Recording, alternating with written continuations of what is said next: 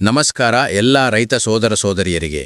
ಇಂದು ನಿಮ್ಮ ಖಾತೆಗೆ 2,000 ರೂಪಾಯಿ ಬರುತ್ತದೆಯೇ ಅಥವಾ ಇನ್ನೂ ಇಂಟರ್ವಲ್ ಇದೆಯೇ? ಇದು ದೇಶದಾದ್ಯಂತದ ಲಕ್ಷಾಂತರ ರೈತರ ಮನಸ್ಸಿನಲ್ಲಿ ತಿರುಗುತ್ತಿರುವ ಅತಿದೊಡ್ಡ ಪ್ರಶ್ನೆಯಾಗಿದೆ.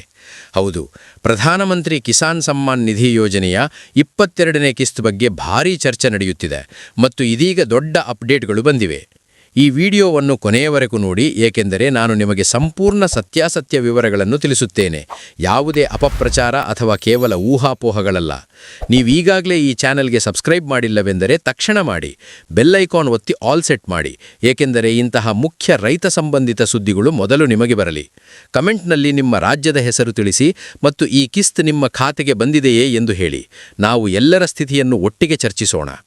ಈಗ ನೇರವಾಗಿ ಮುಖ್ಯ ವಿಷಯಕ್ಕೆ ಬರೋಣ. ಕಳೆದ ಕೆಲವು ತಿಂಗಳುಗಳಿಂದ ರೈತರು 22ನೇ ಕಿಸ್ತ್ಗಾಗಿ ಕಾಯುತ್ತಿದ್ದಾರೆ. ಕೆಲವರು ಫೆಬ್ರವರಿ 28ರಂದು ಬರುತ್ತದೆ ಎಂದು ಆಶಿಸಿದ್ದರು, ಏಕೆಂದರೆ ಆ ದಿನ ರಾಜಸ್ಥಾನದಲ್ಲಿ ದೊಡ್ಡ ಕಾರ್ಯಕ್ರಮವಿತ್ತು ಮತ್ತು ಪ್ರಧಾನಮಂತ್ರಿಯವರು ಭಾಗವಹಿಸುತ್ತಿದ್ದರು ಎಂಬ ಮಾಹಿತಿ ಹರಡಿತ್ತು. ಅಲ್ಲಿಂದಲೇ ಕಿಸ್ತ್ ರಿಲೀಸ್ ಆಗುತ್ತದೆ ಎಂದು ಸೋಷಿಯಲ್ ಮೀಡಿಯಾದಲ್ಲಿ ಭಾರೀ ಚರ್ಚೆ ನಡೆಯಿತು. ಆದರೆ ಆ ಕಾರ್ಯಕ್ರಮ ಮುಗಿದರೂ ಹಣ ಬರಲಿಲ್ಲ. ಹೋಳಿ ಹಬ್ಬವೂ ಮುಗಿಯಿತು. ಆದರೆ ಬಹುತೇಕ ರೈತರ ಖಾತೆಗೆ 2,000 ರೂಪಾಯಿ ಕಾಣಿಸಲಿಲ್ಲ. ಇದರಿಂದ ಎಲ್ಲರಲ್ಲೂ ಆತಂಕ ಮತ್ತು ನಿರಾಶೆಯಾಗಿದೆ, ಏಕೆಂದರೆ ಈ ಸಮಯದಲ್ಲಿ ಬೆಳೆಗೆ ಬೀಜ, ಗೊಬ್ಬರ, ಕೀಟನಾಶಕಗಳ ಖರೀದಿಗೆ ಹಣದ ಅಗತ್ಯ ತುಂಬಾ ಇದೆ.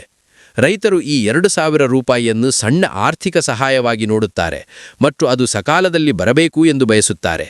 ಆದರೆ ಈಗ ಇತ್ತೀಚಿನ ಮಾಹಿತಿಗಳ ಪ್ರಕಾರ ಸರ್ಕಾರ ಈ ಕಿಸ್ತ್ಗಾಗಿ ತಯಾರಿ ನಡೆಸುತ್ತಿದೆ. ಹಿಂದಿನ ವರ್ಷಗಳ ಪ್ಯಾಟರ್ನ್ ನೋಡಿದರೆ ಮಾರ್ಚ್ ತಿಂಗಳ ಮೊದಲ ಅಥವಾ ಮಧ್ಯಭಾಗದಲ್ಲಿ ಸಾಮಾನ್ಯವಾಗಿ ಕಿಸ್ತ್ ಬರುತ್ತದೆ ಎಂಬುದು ಗಮನಿಸಬಹುದು. ಕೆಲವು ವರದಿಗಳು ಮತ್ತು ಸೂತ್ರಗಳ ಪ್ರಕಾರ 10 ಮಾರ್ಚ್ಗಿಂತ ಮುಂಚೆ ಬರುವ ಸಾಧ್ಯತೆ ಕಡಿಮೆ ಇದೆ. ಆದರೆ 13 ಮಾರ್ಚ್ನಿಂದ 18 ಮಾರ್ಚ್ ನಡುವೆ ಯಾವುದಾದರೂ ದಿನ ಸರ್ಕಾರ ಈ 2,000 ರೂಪಾಯಿಯ ಕಿಸ್ತನ್ನು ರಿಲೀಸ್ ಮಾಡಬಹುದು ಎಂದು ಹೇಳಲಾಗುತ್ತಿದೆ. ವಿಶೇಷವಾಗಿ 13 ಮಾರ್ಚ್ 2026ರಂದು ಪ್ರಧಾನಮಂತ್ರಿ ನರೇಂದ್ರ ಮೋದಿಯವರು ಅಸ್ಸಾಂನ ಕೋಕ್ರಜಾರ್ಗೆ ಭೇಟಿ ನೀಡಲಿದ್ದಾರೆ ಎಂಬ ಮಾಹಿತಿ ಇದೆ ಮತ್ತು ಆ ಕಾರ್ಯಕ್ರಮದಲ್ಲಿ ಈ 22ನೇ ಕಿಸ್ತ್ನ ಘೋಷಣೆ ಅಥವಾ ಡಿಬಿಟಿ ಮೂಲಕ ಹಣ ವರ್ಗಾವಣೆ ಆಗಬಹುದು ಎಂದು ಮಾಧ್ಯಮಗಳಲ್ಲಿ ಚರ್ಚೆಯಾಗುತ್ತಿದೆ.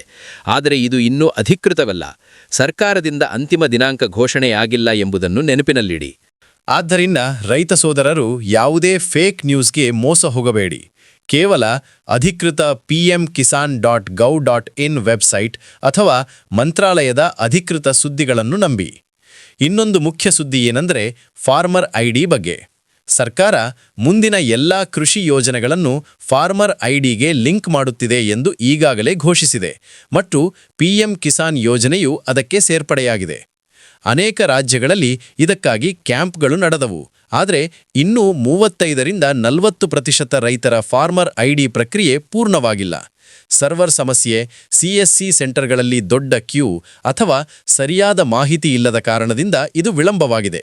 ಆದರೆ ಒಳ್ಳೆಯ ಸುದ್ದಿ ಏನೆಂದರೆ ಈ 22ನೇ ಕಿಸ್ತಿಗೆ ಫಾರ್ಮರ್ ಐಡಿ ಕಡ್ಡಾಯವಲ್ಲ ಎಂದು ಸರ್ಕಾರ ನಿರ್ಧರಿಸಿದೆ. ಅಂದರೆ ಐಡಿ ಮಾಡಿದವರಿಗೂ ಹಣ ಸಿಗುತ್ತದೆ ಮತ್ತು ಇನ್ನೂ ಪ್ರಕ್ರಿಯೆ ಪೂರ್ಣವಾಗದವರಿಗೂ ಈ ಬಾರಿ 2,000 ರೂಪಾಯಿ ನೀಡಲಾಗುವುದು. ಆದರೆ ಇದು ತಾತ್ಕಾಲಿಕ ರಿಲೀಫ್ ಮಾತ್ರ. ಮುಂದಿನ ಕಿಸ್ತುಗಳಿಗೆ ಫಾರ್ಮರ್ ಐಡಿ ಅನಿವಾರ್ಯವಾಗುತ್ತದೆ. ಆದ್ದರಿಂದ ಈಗಲೇ ನಿಮ್ಮ ಐಡಿ ಮಾಡಿಸಿಕೊಳ್ಳಿ, ತಡ ಮಾಡಬೇಡಿ, ಏಕೆಂದರೆ ನಂತರ ತೊಂದರೆ ಆಗಬಹುದು. ಇನ್ನು ಕಿಸ್ತ್ ಮೊತ್ತ ಹೆಚ್ಚಾಗುತ್ತದೆಯೇ ಎಂಬ ಪ್ರಶ್ನೆ ಸಹ ಸಾಮಾನ್ಯವಾಗಿದೆ. ಕೆಲವರು 3,000 ರೂಪಾಯಿ ಅಥವಾ ಹೆಚ್ಚು ಬರುತ್ತದೆ ಎಂದು ಊಹಿಸುತ್ತಿದ್ದರು. ಆದರೆ ಅಧಿಕೃತ ಮಾಹಿತಿಯ ಪ್ರಕಾರ ಈ ವರ್ಷ ಯಾವುದೇ ಹೆಚ್ಚಳ ಇಲ್ಲ. ವಾರ್ಷಿಕ 6,000 ರೂಪಾಯಿನ ಸಹಾಯವನ್ನು 3 ಸಮಾನ ಕಿಸ್ತುಗಳಲ್ಲಿ 2,000 ರೂಪಾಯಿರಂತೆಯೇ ಮುಂದುವರೆಸಲಾಗುವುದು. ಆದರೆ ಕೆಲವು ರಾಜ್ಯ ಸರ್ಕಾರಗಳು ತಮ್ಮ ರಾಜ್ಯ ಯೋಜನೆಗಳ ಮೂಲಕ ಹೆಚ್ಚುವರಿ ಸಹಾಯ ನೀಡುತ್ತಿವೆ. ಉದಾಹರಣೆಗೆ ಬಿಹಾರ್ ಸರ್ಕಾರ ತನ್ನ ಯೋಜನೆಯಡಿ 2,000 ರೂಪಾಯಿನಿಂದ 3,000 ರೂಪಾಯಿಗೆ ಹೆಚ್ಚಿಸಿದೆ.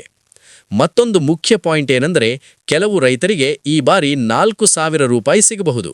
ಏಕೆಂದರೆ 21ನೇ ಕಿಸ್ತಿನ ಸಮಯದಲ್ಲಿ ನವೆಂಬರ್ 19, 2025 ಅನೇಕರ ರೆಕಾರ್ಡ್ನಲ್ಲಿ ತಾಂತ್ರಿಕ ದೋಷಗಳಿದ್ದವು. ಲ್ಯಾಂಡ್ ಸೀಡಿಂಗ್ ಪೂರ್ಣವಾಗಿರಲಿಲ್ಲ, KYC ಅಪ್ಡೇಟ್ ಆಗಿರಲಿಲ್ಲ, ಬ್ಯಾಂಕ್ ಖಾತೆ NPCIಗೆ ಲಿಂಕ್ ಆಗಿರಲಿಲ್ಲ. ಆದರೆ ನಂತರ ಈ ದೋಷಗಳನ್ನು ಸರಿಪಡಿಸಿದ್ರೆ ಅವರಿಗೆ 21 ಮತ್ತು 22ನೇ ಎರಡೂ ಕಿಸ್ತುಗಳು ಒಟ್ಟಿಗೆ ಬರುತ್ತವೆ. ಅಂದರೆ 4,000 ರೂಪಾಯಿ ನೇರವಾಗಿ ಖಾತೆಗೆ ಜಮಾ ಆಗುತ್ತದೆ. ಆದ್ದರಿಂದ ರೈತ ಸೋದರರು ಈಗಲೇ pmkisan.gov.inಗೆ ಹೋಗಿ ನಿಮ್ಮ ಬೆನಿಫಿಷಿಯರಿ ಸ್ಟೇಟಸ್ ಚೆಕ್ ಮಾಡಿ. ಎಲ್ಲಾ ಡಾಕ್ಯುಮೆಂಟ್ಗಳು ಅಪ್ಡೇಟ್ ಆಗಿವೆಯೇ ಎಂದು ಖಚಿತಪಡಿಸಿಕೊಳ್ಳಿ. KYC, ಆಧಾರ್ ಲಿಂಕ್, ಬ್ಯಾಂಕ್ ವಿವರಗಳು ಸರಿಯಾಗಿರಬೇಕು. ಯಾವುದೇ ಸಮಸ್ಯೆ ಇದ್ರೆ ಹತ್ತಿರದ CSC ಸೆಂಟರ್ ಅಥವಾ ಕೃಷಿ ಕಚೇರಿಗೆ ಹೋಗಿ ಸರಿಪಡಿಸಿ. ಇದರಿಂದ ಹಣ ತಡವಾಗದಂತೆ ಆಗುತ್ತದೆ. ಈ ವಿಡಿಯೋ ಉಪಯುಕ್ತವಾಗಿದ್ರೆ ಲೈಕ್ ಮಾಡಿ, ಶೇರ್ ಮಾಡಿ, ಇತರ ರೈತರಿಗೂ ತಲುಪಿಸಿ. ಹೊಸ ಅಪ್ಡೇಟ್ ಬಂದ ಕೂಡಲೇ ನಾನು ಮತ್ತೊಂದು ವಿಡಿಯೋ ಮಾಡುತ್ತೇನೆ. ಆದ್ದರಿಂದ ಸಬ್ಸ್ಕ್ರೈಬ್ ಮಾಡಿ ಜೊತೆಗಿರಿ. ನಿಮ್ಮ ಎಲ್ಲಾ ಪ್ರಶ್ನೆಗಳಿಗೆ ಕಮೆಂಟ್ನಲ್ಲಿ ಉತ್ತರಿಸುತ್ತೇನೆ. ಧನ್ಯವಾದಗಳು. ಜೈ ಜವಾನ್, ಜೈ ಕಿಸಾನ್.